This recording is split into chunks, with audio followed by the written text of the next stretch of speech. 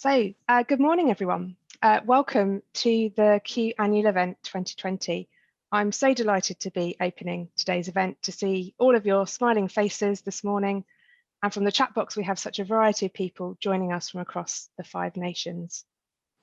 A special welcome goes to any new members of the community joining us for the first time. If this is your first event, welcome. Coming together in this way virtually has become second nature to many of us. And what I've learned over the last 8 months is how, with some thought and creativity, these online spaces can become spaces for collaboration, sharing, openness, and connection.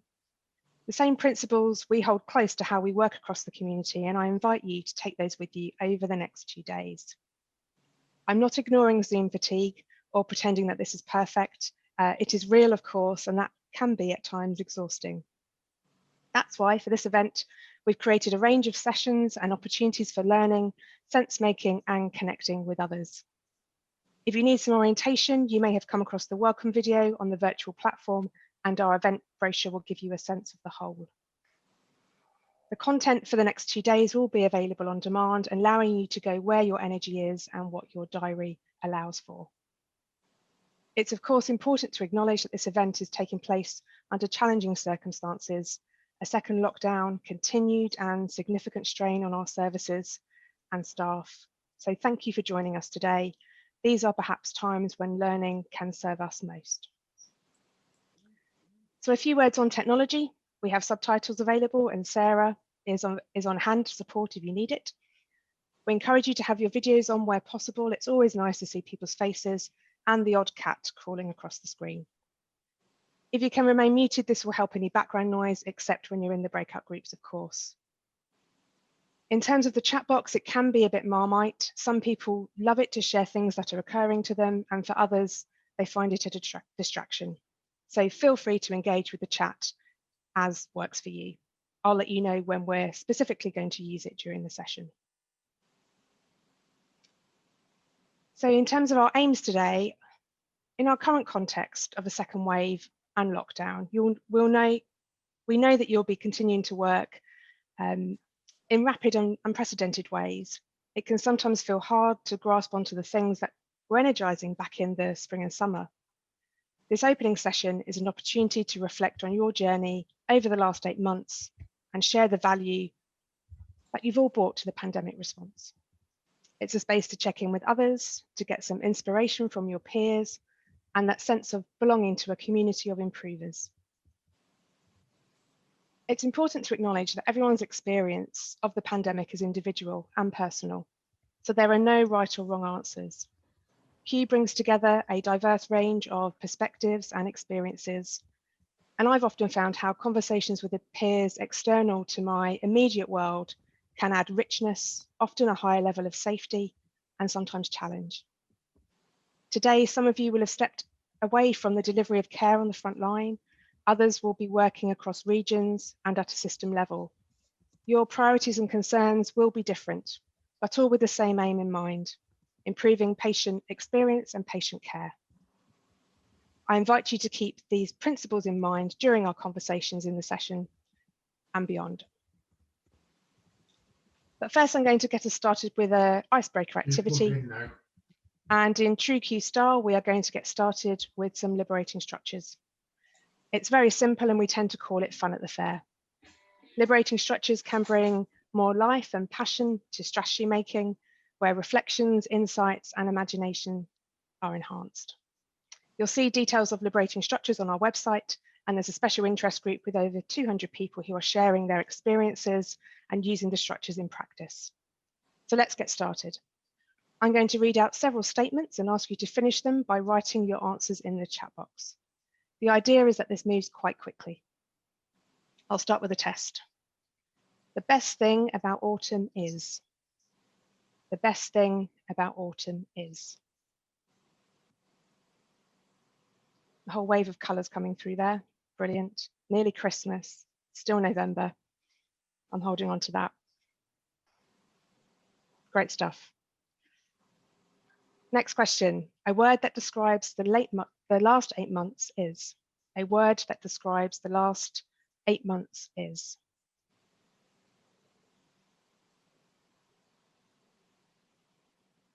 Lots of commonality there: tiring, hectic, challenging, different.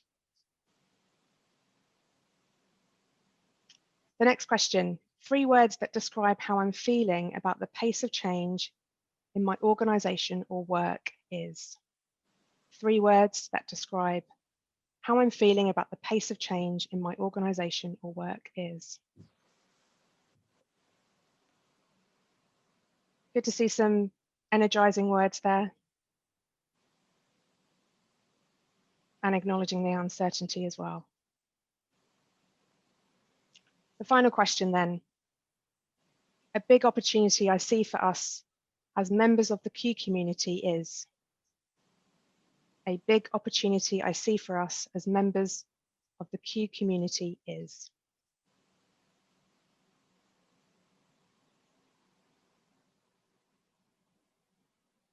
Driving change, collaboration, less barriers, challenging the status quo, good practice, working together. Great, brilliant, thank you everyone. I hope you're feeling warmed up to move us into the rest of the session. So for the next 15 minutes, we're going to hear from a few members of the community. The aim being to bring to life the experiences that people have had and what these experiences have taught them. First of all, I wanted to bring in some reflections from our recent work on rapid learning and improvement to help set the scene. It raised to the surface some key areas of learning that might spark something for you through the duration of this session.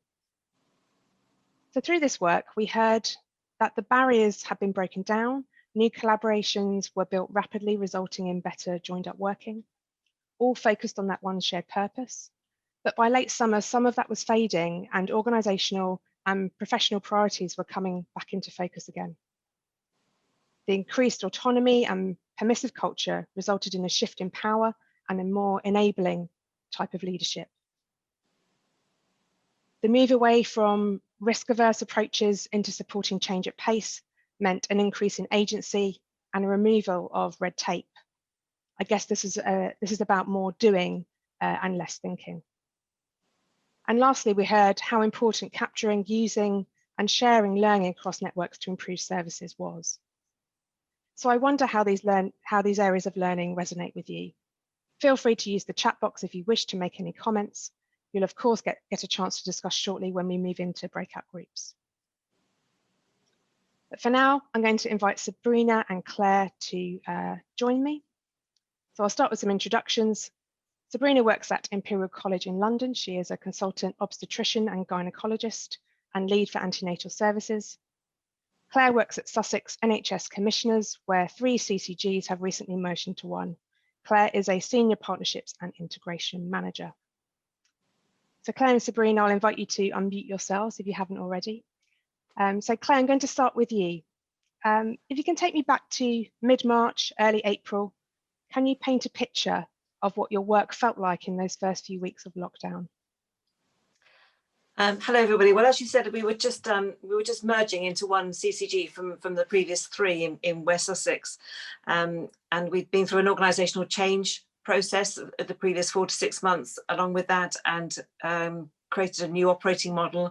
And our new team and our new operating model was just sort of being finalised sort of in February, March time, and as part of the incident response for the NHS, the CCGs take on a coordinating role with managing all the things that had to be managed. So in mid-March, our new sort of almost fledgling team, although some of it was had already been formed, it was a new wider team for us across the whole of West Sussex, was suddenly thrown into helping coordinate the new hospital discharge guidance that came out, with its at least 100, I think it was, actions that had to be implemented in double quick time for our local system.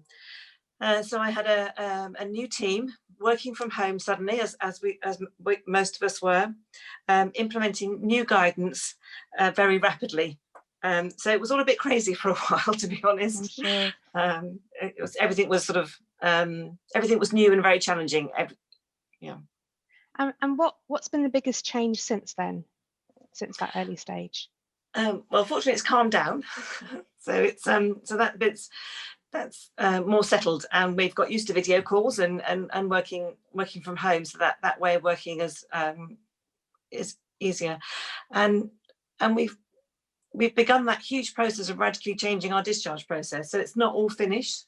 It's like kind of we did the implementing, and we're doing the sort of all the checking out. That it's like it's a back to front process really. So previously we might do all the planning and organising and then implement it, and now we've done the implementing and we're going checking that everything's working and that. So we're still working on it, but it's more settled, and we've got more into a pattern of managing that. Great. So Sabrina, just to bring you in here, hearing from Claire, what resonates with you, and what similarities and differences are there in your personal experience? So I guess in terms of differences, the similarities is that it's definitely really crazy, really exhausting, a completely new way of working and thinking about how we work. The difference is that I haven't been working from home as a jobbing clinician. I've been doing probably a lot of the meetings and management stuff and teaching stuff. We would do. I try and do it from home. It is a challenge when I can't do it from home because the internet connection in the hospital is so unreliable. So very different challenges, but a similar kind of feeling of exhaustion and fatigue and just difficulty and challenge. Yeah. And I know at the height of the pandemic, you were working on introducing remote consultations into antenatal clinics, and a significant part of that was moving your antenatal big room into a virtual space. Tell us a bit about that and what you've learned from it. So I think, like Claire said, we had to be really quick to change, and I think I recognized that quite quickly in the start of the pandemic. And that back to front working, moving away from that traditional top-down approach, spending a year writing a guideline or the way you want to plan out a change, and then going and implementing it, which I think, as a lot of the improvers in this room will know, we know from improvement methodology, improvement science, that approach rarely works, and rapid PDSA cycles is what you want to do. You want to quickly implement change, or rather test change, and just be really robust in your methodology and quickly respond to what you're seeing on the ground. So I've been trying to work in that way with my antenatal big room, which is a weekly improvement meeting that I've been running for 2.5 years as part of the Flow Coaching Academy. And with COVID, I noticed two things. The first thing I noticed is that there was suddenly a big permission piece. So we were suddenly allowed to make big changes that I would have struggled. We've been talking about remote consultations for a long time, actually, in the outpatient setting. But all of a sudden, there was a huge appetite. There was a lot of, right, just do it, just get it done. And a lot of permission for us as clinicians and improvers on the front line to just go ahead and get it done. And so we managed to overcome what used to be a big hurdle. The second thing I noticed was that obviously that I learned was that we had to move it onto a virtual platform. And I learned that, like Stacey, like you were saying earlier, we can move virtual facilitation, we can use liberating structures, we can engage. So all the principles that we know to be true in QI, you have to engage, you have to test, you have to get people involved from all over. But we're moving it onto a virtual platform and hearing those voices. It can be done. It's just different, and it's hard, and it takes specific skills, and it takes a lot of practice. Great, thank you. And Claire, your experiences were very different in the setting of a CCG.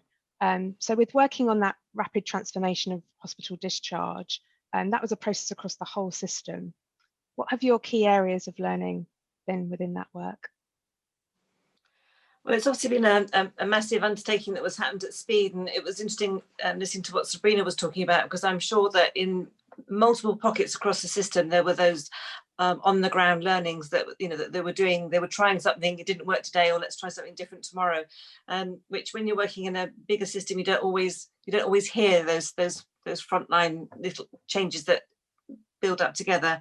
But it is that every part of the system collaborating together that really kind of makes it work, so that you can understand how it's joined up together. and where are those barriers? Where is it suddenly not working? Where are the bottlenecks, and how can we change that? And as Sabrina said, that permission to kind of shift all that was suddenly there, which really helped the whole thing work together. And it's still being worked on, so it's not solved. It's an ongoing process. But it's that relationships across the system, that trust across the system, that whole sense of shared purpose. We're in this together to make this work for everybody, for the whole system. That was key to kind of keeping it moving and keeping it going. And do you feel that some of those principles have remained, or some of them fading into the background slightly around permission and that kind of coming together on one shared purpose? Some of the things we heard through our rapid learning and improvement work.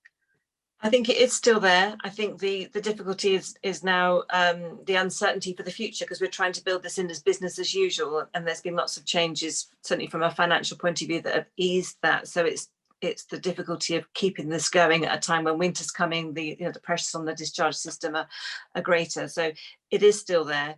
It's creaking at the seams slightly at times, but the will is still there to keep this going and not to go back to how we were before. And does some of that resonate with you, Sabrina? Not really. I don't think it's still there. I've seen some comments in the chat box about that permission piece, and I can just see it fading very quickly in front of myself as goal command takes control. And Helen Bevan said something that really resonated with me, I think a year ago, when I saw her speak, about how improvement work is exhausting, and we just have to recognize that. And as improvement coaches or improvement leaders, we have to support our teams. We have to give them time and headspace to do the improvement work. It is exhausting. And already now we have staff that are really exhausted, not even thinking about improvement work. They are exhausted just thinking about how they're going to get to work. They're exhausted. I'm exhausted now because, I mean, somebody was saying that we don't have kids on the call. My 9-year-old is just shouting at me now because we are self-isolating because she has a cough, and I've waited 48 hours and I still don't have a test result. It is exhausting. It is constant. It is exhausting. And how do we manage to build in the resilience in our staff to take this through the long haul? It's a real challenge for us. Yeah, that resilience piece is very challenging. And there's so much from what you said that has really been challenging and been hard, and also so much progress has been made as well. My final question to you both is, if you could bottle up and keep one thing from this time and take it with you into the future, what would that be? I'll start with you, Sabrina. I think, I don't want to make it sound like it's all negative. I've learned so much in this time that I really wouldn't have if I didn't have this massive burning platform to learn it from.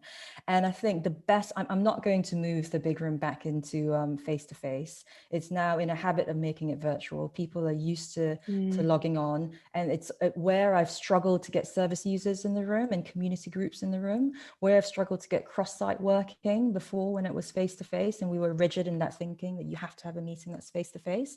Now it's normalized, and every week I'll have a few service users joining us in a jobbing NHS hospital improvement meeting, which I think is a wonderful thing and has to continue. And so what I'll take into the future is that, whatever challenges that you have in terms of getting people into virtual facilitation, they can be overcome, but we can't, everything's changed now. We can't go back to the old way of working. Great, thank you. And Claire, for you, what will you take with you? I think it's that we can do as a system.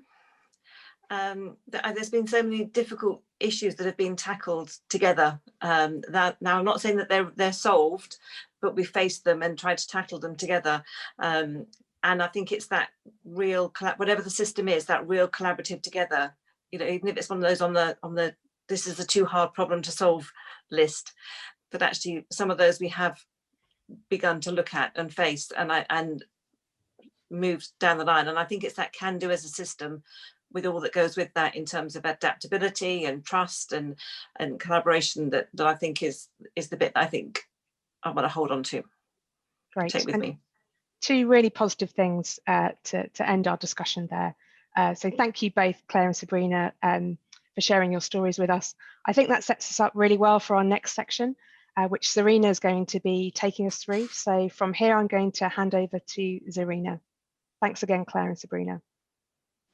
Great, thank you, Stacey, and thanks again, Sabrina and Claire. It's been so interesting to hear your experiences, and I've seen how that sparked so many thoughts in the chat box just now. So I'm sure I could have sat and listened to you for the whole session. So I'm sure if you're anything like me, your head will be buzzing from what you've just been hearing. So what we'd like you to do now is to give you a few minutes to personally reflect on your experiences of the pandemic. So to do this, we'd like you to put pen to paper and create a visual journey map of your experience. So it should start pre-pandemic in February up until now. So journey mapping is a tool that many of you may have used before. It's often used in human-centered design, and it can help to visualize a user's experience of a service or situation, including key milestones, key emotional points, and thoughts. So in this case, we're going to be using this approach to show your experience of the pandemic. There's no right or wrong way of doing it at all, so please feel free to be as creative or not as you would like. Don't worry at all about what it looks like. You can draw a timeline, a graph, bullet points, just do anything that works for you. So in true Blue Peter style, I'd like to show you an example of one we made earlier to provide some inspiration.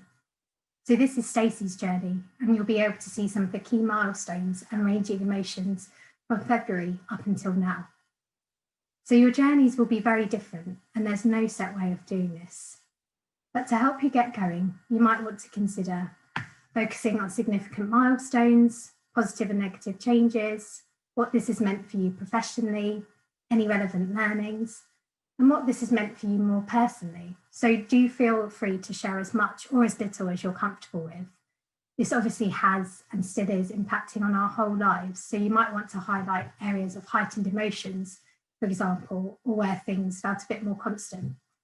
So these are just helpful guidelines, so don't feel constrained to follow these, and we'll be delving a bit deeper into these in your group discussions shortly.